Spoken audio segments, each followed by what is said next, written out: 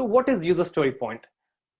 Story point, I mean, let's call it as a, instead of a user story point, it's basically, I'm talking about story from the point of view of Agile. So it's user stories, but we call them as story points, or SPs short with.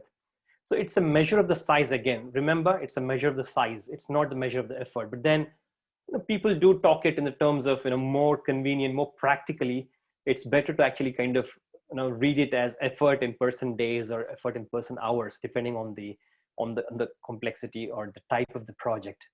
So irrespective of whether you're referring to a specific e-commerce web application or mobile application, you're actually talking about story point, meaning a specific size or unit of particular effort that would be required for you to complete it in a day, for example. So that could be the effort. So the scale of points agreed and set by the team. So this is actually kind of a scale. So you can actually say that it would be, it's something like a Fibonacci series again. So usually based on the benchmark of the velocity. So again, velocity, I think we touched upon this yesterday, is a measure of the productivity of the team. So how much of work could actually be done by the team or by a person in one day, for example, could be the velocity. So the same way you can have a sprint velocity, you can have an iteration velocity, you can have a release velocity. So and bear in mind that this is not absolute number. This is actually very relative.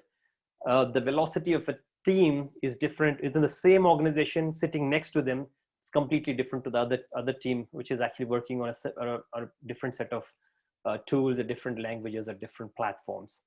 So how much work can they do in one day could actually be one story point. Simple. So that's the kind of a rough measure. So this work, again, bear in mind, it's not always, so it's all about productivity, right? So productivity need not be meaning quite literally the development work. It's not just about coding. It's not about programmers' work. It could be the documentation work. It could be the work involved to analyze the requirements. It could be to actually kind of design the high level or the low level aspects of a module or a component or an interface. All of that could actually be called as a piece of work.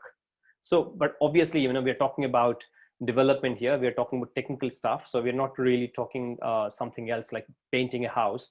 So it would translate to coding, but that need not be only the work in terms of actually coding up.